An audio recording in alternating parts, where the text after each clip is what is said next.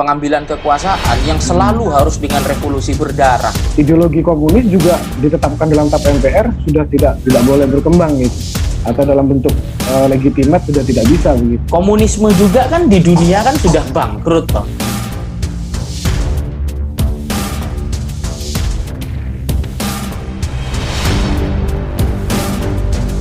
Tujuan rekonsiliasi itu sebenarnya apa sih? Untuk terciptanya kehidupan bangsa yang lebih kondusif kan. Masa Orde Baru itu memang anggota atau anak turunan PKI itu memang banyak yang mendapat perlakuan diskriminatif. Artinya mereka tidak boleh menempati jabatan-jabatan penting.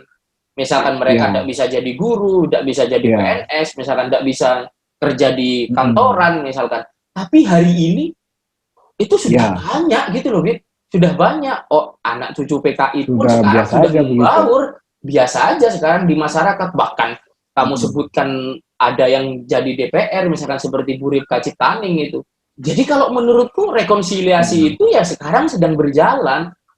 Cuma ketika ini diangkat-angkat terus-menerus gitu ya, permintaan maaf dan segala macam, kalau menurutku mending sekarang gitu ya, mending sudahlah gitu loh. Kita jalan dulu gitu loh sebagai sebuah bangsa. Toh sekarang kita sudah saling menerima satu sama lain. Artinya kita sekarang sudah cukup dewasa sebagai sebuah bangsa. Toh dalam pergaulan sehari-hari kita memperbaiki itu hari demi hari gitu. Ya memang pelan-pelan gitu. Iya. Cuma kan kita harus sebagai seorang akademisi harus jeli juga. Di sudut pandang lain kan tidak hanya PKI sebetulnya yang melakukan pemberontakan dari catatan sejarah. Kita kenal DITII, kemudian Permesta, PRRI, dan yang lainnya gitu. Tapi kemudian emblem daripada rekonsiliasi, terus kemudian emblem tragedi kemanusiaan, emblem political dirty, itu hanya terjadi seolah-olah hanya di komunis saja begitu, partai komunis saja. Padahal kita punya masa silam yang sebelumnya sudah ada nih pemberontakan lainnya. Jadi kalau menurut saya kayak ada semacam monumen pada tahun 1987, ada monumen takutnya kebangkitan revolusi kanan. 93 Pak Harto membuat diorama atau pengkhianatan G30S itu sebagai pengimbang begitu. Dan saya rasa itu faktor politik aja Mas begitu. Komunisme juga kan di dunia kan sudah bangkrut toh. Kita harus akui itu. Sudah nggak bisa membaca arah zaman. Iya, kita tidak bisa menafikan fakta bahwa komunisme memang benar-benar bangkrut gitu kan. Di Rusia sudah hancur berkeping-keping, kemudian di Cina atau di Tiongkok hari ini secara politik mereka itu komunis secara politik, tapi secara ekonomi mereka sudah kapitalis gitu kan. Sudah kapitalis. Kapitalis sekali, pasarnya sudah pasar bebas sekali, mereka malah menguasai pasar gitu. Kemudian itu kan dimulai ketika masanya Deng Xiaoping itu, 1970-an ya kalau tidak salah ya. Ketika Deng Xiaoping mengatakan bahwa tidak penting kucing itu warnanya apa gitu, yang penting bisa nangkap ikan sudah kan gitu kan. Nah, itu mulanya ketika mereka mau berubah dari komunisme total menjadi komunisme setengah-setengah gitu loh. Artinya secara politik mereka komunis, secara ekonomi mereka sudah kapitalis. Ya, intinya kaum akademisi harus bisa memilah sih. Mana yang kemudian kepentingan akademik itu harus perlu memilah dan mana kepentingan politis gitu. Dan ini sering tercampur aduk di kalangan mahasiswa khususnya ini Mas ya. Di kalangan mahasiswa itu suka nggak memilah begitu. Bahkan isu itu telah mentah-mentah begitu. Ada branding, isu tentang komunis bangkit, begitu jadi mengikuti alur begitu yang muncul. Nah, akhirnya ya disintegrasi ala baru gitu. Yang mereka tidak sadari, itu yang kemudian perlu dikhawatirkan. Harusnya kan perlu ditelisik dulu, apakah ini dalil kepentingan politik, kepentingan ekonomi, atau apakah benar dalil kepentingan ideologi begitu. Kan harus dianalisis gitu, sebelum mereka mengambil tindakan. Dari aku sendiri ya, ini pendapatku secara pribadi, ya. Aku memang tidak setuju kalau PKI atau komunisme itu muncul lagi di Indonesia. Karena begini, mau tidak mau, ya memang bahwa 65 atau 66 itu banyak sekali korban-korban yang dituduh dan tidak ada pengadilan gitu ya. Kemudian mereka itu harus menanggung hukuman, kemudian pengasingan atau bahkan ada yang dibunuh. Tetapi untuk mengatakan bahwa komunisme itu harus dibiarkan, aku juga tidak setuju secara pribadi.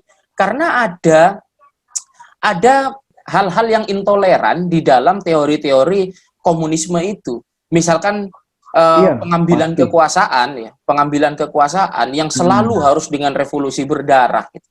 Nah itu kalau menurutku enggak cocok gitu loh di Indonesia ini.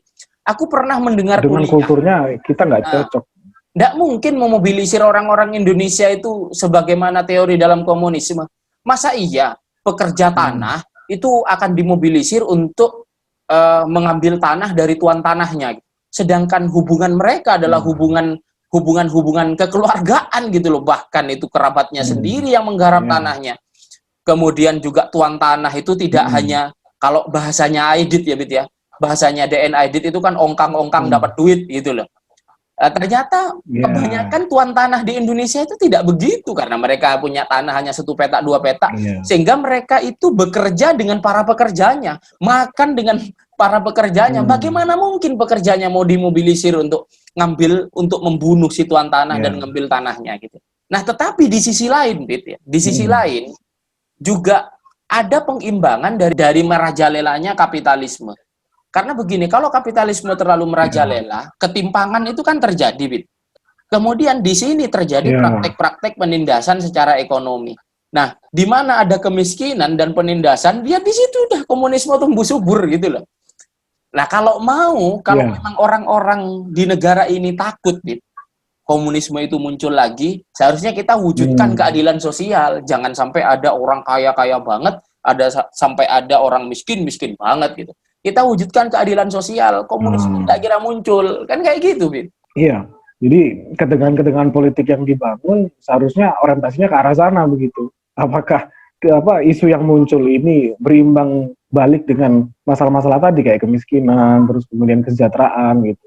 Tinggal benturkan saja sebetulnya, Mas. Ya makanya. Dan saya rasa ketika ada kemunculan begitu, sekarang sudah bisa mereda begitu, Mas. Artinya kaum milenial atau kaum akademisi dan lain sebagainya sudah bisa memilah begitu, bahkan mempertanyakan apakah iya begitu, apakah benar gitu, akan muncul lagi partai komunis dan sebagainya.